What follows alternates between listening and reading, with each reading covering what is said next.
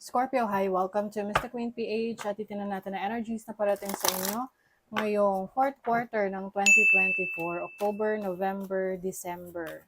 If you're interested in private readings, meron tayong link sa description at sa pinned comment. Paka-check nyo na lang yung information kung paano mag-book for a private reading.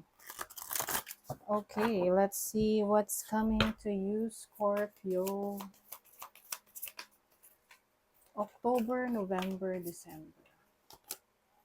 Balance. Ayan. So, bringing balance into your life, bringing harmony. So, kung may mga bagay na mas nakakalamang na pinagtutuunan mo ng pansin ngayon, so ngayong fourth quarter, you're going to distribute your energy sa iba pang bagay na importante rin sa'yo. Let's say, trabaho mo, career, business, relationships, connections. Maari ring you will focus on your health, no? Sa iyong kalusugan. May mga aayusin ka na imbalance sa iyong health. Like mga hormones, ganyan. Healing, o diba? Speaking of health, so healing, you are healing physically, mentally, emotionally. And also heart healing rin to. Kasi green, it symbolizes the heart chakra. So, maaring iba sa inyo, meron kayong mga ili-let go, patatawarin, no? Forgiveness is also part of your healing process. Yung mga patatawarin kayong tao sa buhay nyo. Hindi naman kailangan na humingi sila ng tawad para lang patawarin nyo. Kasi pwede nyo patawarin ng isang tao kahit hindi sila humingi ng tawad. Kasi patatawarin mo sila para sa sarili mo yun. Hindi para sa kanila. Para maka-let go ka na, para maka-move on ka na, para gumaan na yung pakiramdam mo. Oh, past life. Wow. So, yung iba sa inyo maaring ngayong fourth quarter ng 2024, mas madalas kayong managinip, no, ng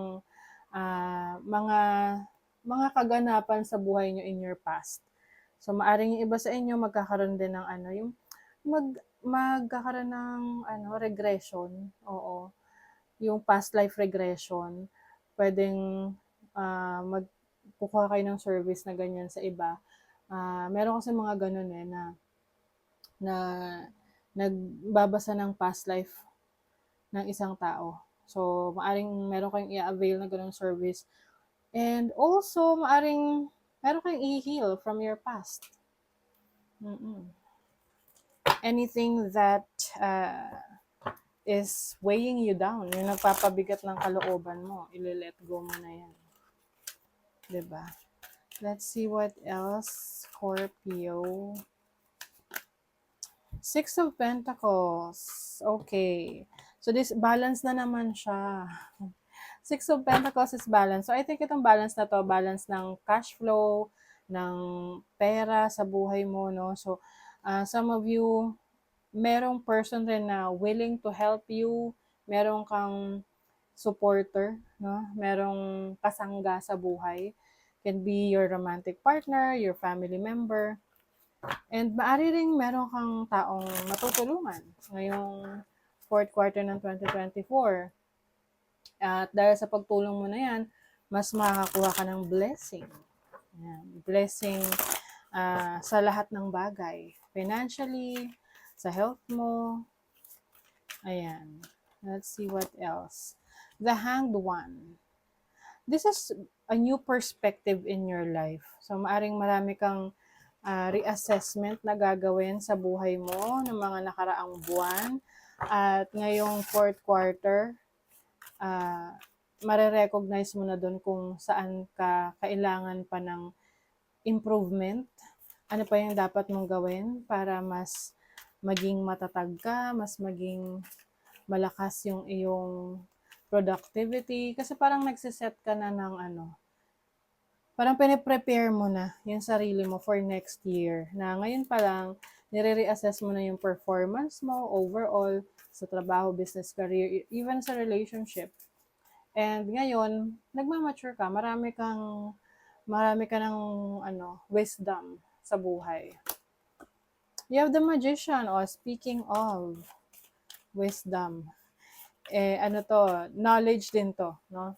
Maaring iba sa inyo, you are learning a new skill, meron kang pag-aaralan na bagong kaalaman na kung saan makakatulong 'to sa pagpapaunlad ng iyong pinansyal, 'no, ng iyong kabuhayan, ng trabaho. Some of you, puwedeng you are into, the occult, sa tarot, astrology, spiritual healer, ayan.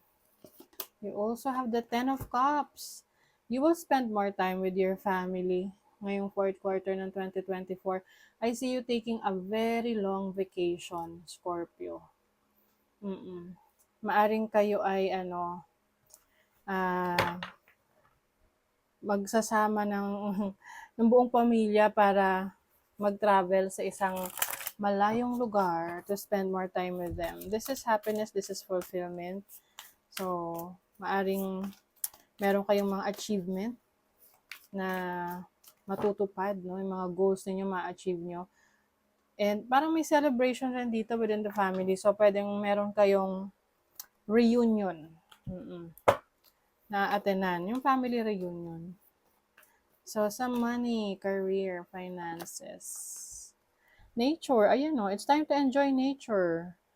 Yeah, so yung iba sa inyo, part yan ng vacation na gagawin ninyo. Pwedeng magkakaroon kayo ng mahabang leave sa trabaho eh. Oo. Part rin ng healing ninyo yan. You want to clear your head. Siguro yung iba sa inyo, you are contemplating sa career ninyo kung ito ba talaga yung gusto nyong i-pursue. Wow, you have the world. I feel like you're stepping into a new experience, Scorpio. Maaring merong chapter ng career path mo, ng business mo, trabaho mo na nag-e-end, natatapos. Kasi ibig sabihin nun, para siyang fulfilled kontrata na natapos na yung kontrata and then ano na yung kasunod. So I feel like meron kang bagong i-explore, something na mas malawak sa dati mong ginagawa. Okay? Yung iba naman, pwedeng meron kayong i-consider na pagtatrabaho sa ibang bansa. Kung kayo ay hindi pa nakasubok ng pagtatrabaho sa ibang bansa or yung iba lilipat ng bansa na pagtatrabahuhan. Sa love life naman, unrequited. Nako, baka maka-experience kayo ng relationship na one-sided. One way lang. Yung parang ikaw lang yung nagmamahal. Siya, tanggap lang ng tanggap ng pagmamahal mo at wala kang nakukuha sa kanya. Oo. Yung parang walang pagpapahalaga. So pag ganon, dapat alam nyo kung hanggang saan lang yung kaya nyong ibigay. Huwag buong buo kasi walang matitira sa inyo eh. Ten of Pentacles.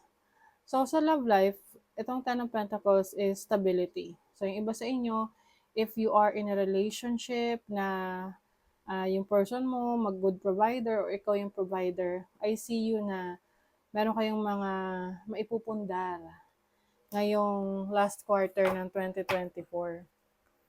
Pwedeng kayo ay magpupundar ng negosyo, bahay, lupa, ari-arian, network, o yan, nagpapalawak ka rin ng network mo. Mas marami kang magiging connections. Yung iba sa inyo, may new beginnings. Kaya lang parang kinakabahan kayo sa bagong simula na to. I think this is something to do with your new career, new business, or new project na gagawin ninyo. Yung iba magkakaroon ng baby.